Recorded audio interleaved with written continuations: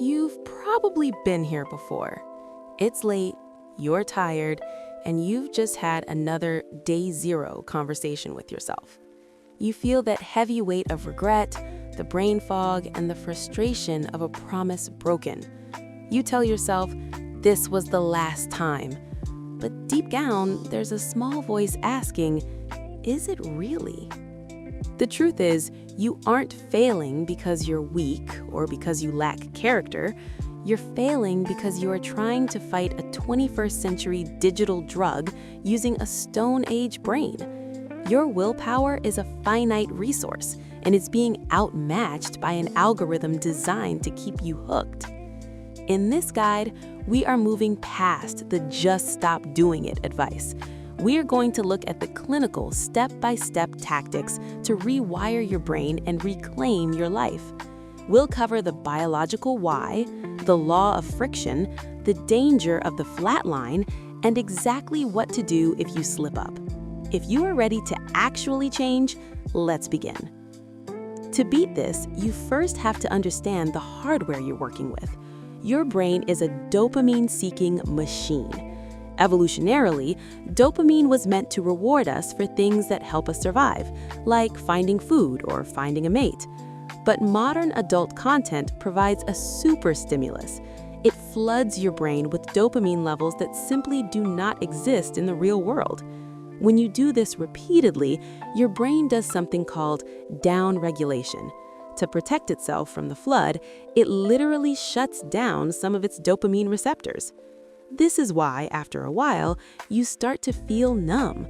Your hobbies don't interest you as much. Your real-life relationships feel dull. You're not depressed because of bad luck. You're depressed because your brain's joy receptors have been hibernating. The first step in quitting forever is a mental shift. Stop viewing your struggle as a moral failure. Start viewing it as a hardware malfunction. You have a hijacked reward system. Your goal over the next 90 days isn't just to stop a habit, it is to let your brain's receptors grow back. You are performing surgery on your own psychology.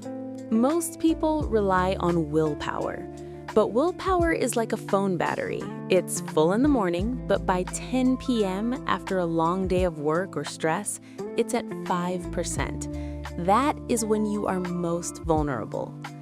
To win, you must stop relying on your mind and start relying on your environment. We call this the law of friction. If a habit is easy to do, you'll do it. If it's hard, you won't. You need to make the bad habit as difficult as possible. Step 1, the bedroom rule. Your bedroom should be for two things only: sleep and actual intimacy. No phones, no tablets. If you use your phone as an alarm, go out today and buy a $10 plastic alarm clock. It sounds simple, but removing the device from the environment where you are most vulnerable eliminates 80% of the risk. Step 2, digital barriers. Use a DNS blocker like NextDNS or a dedicated app blocking software. Now, I know what you're thinking. I'll just bypass the blocker. And you might. But the point of a blocker isn't to make it impossible, it's to create a 10-second window. That 10-second gap where you have to type in a password or disable a setting is often enough time for your rational brain to wake up and say, wait, what am I doing? Nature abhors a vacuum. If you remove a massive source of dopamine and leave a hole in its place, your brain will scream until you fill it with the old habit. You cannot just quit, you must replace. You need 3 types of replacements. First, a physical replacement. When you get an urge, your body is experiencing a surge of energy. You need to vent it. High-intensity exercise, a heavy lift, or even a cold shower. Cold showers are particularly effective because they provide a non-addictive shock of dopamine that helps reset the system. Second, a creative replacement. You need a project that requires deep work. Whether it's learning to code, playing an instrument, or woodworking, you need something that gives you a sense of progressive mastery. This provides a slow, steady drip of dopamine that is healthy and sustainable. Third, and most importantly, a social replacement. Addiction thrives in isolation. When you are alone, the voice of the addiction gets louder. Make a commitment to be in public spaces, a library, a coffee shop, or a gym, during the hours you are usually most tempted. You physically cannot act on an urge if you are surrounded by people. If you stay clean for 2 or 3 weeks, you're going to hit a wall. We call this the flat line. Suddenly, your libido will vanish. You'll feel dead inside. You might feel more anxious or depressed than you did when you were using. This is the danger zone. Most people panic here and think, wait, did I break myself? Is my system not working anymore? They use porn just to check if everything still works. Do not do this. The flat line is actually a sign of success. It is the sound of your brain rewiring itself.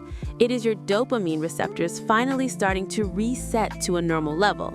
If you can push through the flat line, which usually lasts 1 to 2 weeks, you will emerge on the other side with a level of clarity and energy you haven't felt since you were a child. Finally, we have to talk about the S word, slips. If you fall, the biggest mistake you can make is the what the hell effect. This is when you think, well, I ruined my 30-day streak, I might as well spend the rest of the weekend binging. That is like getting a flat tire on the highway and then getting out of the car to slash the other 3 tires in frustration. One slip is a minor setback. A bender is a total system crash. If you slip, do 3 things immediately. 1, analyze the data. What was the trigger? Was it a specific app? Was it a feeling of loneliness? 2, change your environment. Get out of the house immediately. Go for a walk. 3, forgive yourself. Shame is the fuel of addiction. The more you hate yourself, the more you will want to use the drug to numb that hate. Acknowledge the mistake, learn from it, and get back on the path. You are not your addiction. You are a human being with a brain that is incredibly capable of healing. The version of you that is focused, energized, and present is waiting just 90 days away. Take it 1 hour at a time, then 1 day at a time. You've got this.